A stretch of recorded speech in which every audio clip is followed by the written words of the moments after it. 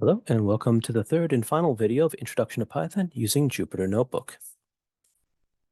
In this video, we're going to talk about and show you how to look at a scatter plot, run a correlation, run a simple ordinary least squares linear regression, and run a multiple linear regression. So I'm going to go back to our Jupyter Notebook here. And so here we're going to try to determine the relationship between GDPPC and corruption, leaving corruption on its original scale of 0 to 10. But we are going to be using the reverse coded one.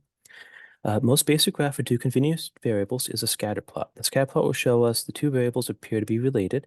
We'll follow this visual inspection up with two tests. First, it's going to be a correlation test to determine how tight that relationship is between the two variables. Correlation close to 0 indicates there's no relationship. A correlation close to 1 or -1 indicates the relationship is very close to a perfectly straight line. And then we'll follow this up with a regression, which tells us the nature of the line in question. A line is defined by a slope and intercept. So the slope is rise over run, or m equals, sorry, so the equation would be y equals mx plus b. So the slope is mx, and then the plus b, that's your intercept. The regression output will also tell you if those coefficients are statistically significantly different from 0. So to start, we're going to go ahead and create a scatter plot. So we're going to place each value of GDPPC on the y-axis and the country's corresponding corruption 2 score on the x-axis. So we have our scatter. We start with our x and then our y here.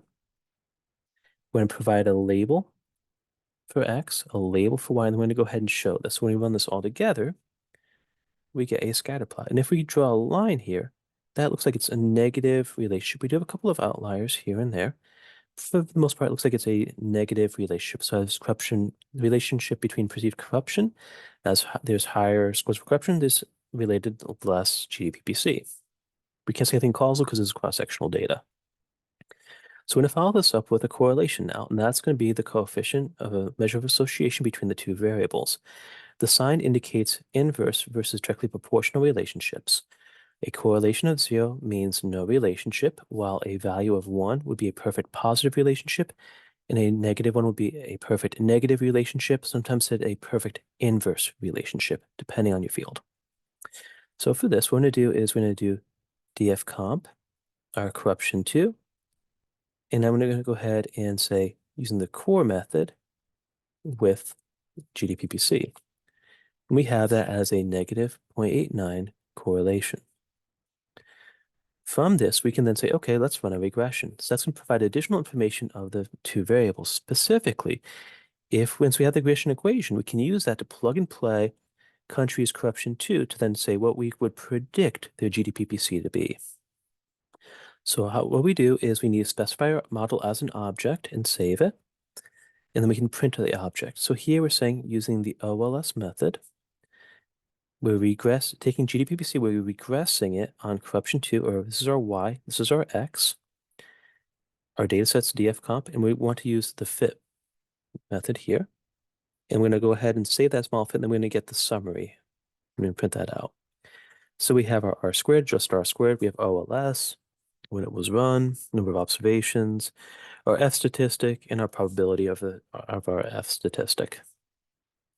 From here, we can look at our intercept. So not knowing anything about corruption 2, what's our best guess of a country's GDPPC? And then for each unit increase in corruption 2, there is a 4,761 reduction in GDPPC. Both of these are statistically significant as they are less than 0.050. There are upper and lower bounds of our coefficients. Our omnibus regression here for F, and then our additional information here too. So what we can then do is we can take this information, we can write out our equation. So y hat, or y synthetic, equals our intercept plus our corruption 2 coefficient x. So we can plug and play that if we know what corruption 2 score is for a country. What we're going to do is we're going to take our regression output. We're going to say, okay, so give it simple linear regression, but I want to extract the slope, intercept, R value, P value, and standard error.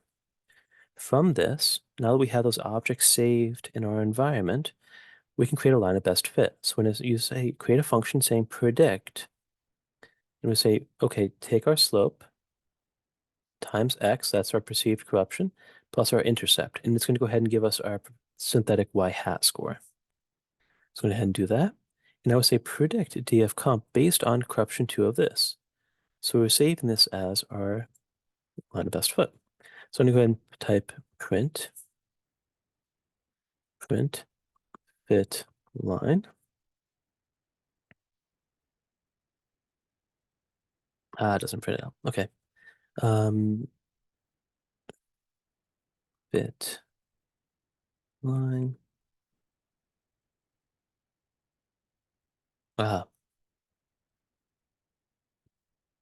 Let me change this to code. There we go. I was wondering why it wasn't working, but now we have our fitted, our Y synthetic, or a synthetic outcome. So it's our it's our prediction based on our regression equation. So that's for each country what our best guess is. Now then what we can do is we can do a scatter plot like we did beforehand. We're going to plot a line of using our fit line, our line of best fit. We're going to add the labels and show this. And now we've superimposed the line of best fit, and that's from our regression equation. If we wanted to extend this to multiple linear regression, we can just add a plus and then the additional variables. And when we run this, we have our squares just adjusting for the number of predictors in there. We have our intercept, and then we have corruption. So for each unit increase of corruption to holding or controlling for literacy, there was a 3,510 reduction in GDPC. For each unit increase in literacy, holding corruption to constant, there was a 9.569 increase in GDPC. That's how we can go ahead and do that. So if the nice thing is, as you're doing this, if you run into errors, Python's pretty intuitive, but you can always copy and paste the errors into Google or whatever browser you're using and search for it. You can also do things like look at the different documentations. If we did at python.org, we can pull up the different ones here.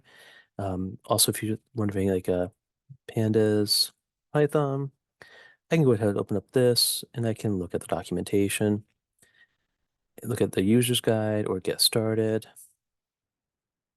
and then go ahead and try different things. So it's a great language to learn. It's really powerful. Highly recommend it. A lot of companies use it too. So I'm gonna go ahead and I'm gonna shut down these different files. So I'm gonna shut down. Actually, I'm gonna go ahead and close this first. I'm gonna close this one. And I'm going to go ahead and I don't really need my untitled. I'm just gonna leave it be. Okay, so I'm gonna go ahead and I'm gonna shut down my Jupyter notebook. That way it's not running in the background. I'm gonna go ahead and close this down. And now we're all set. I hope this video was helpful, and thank you so much for watching. Have a great day.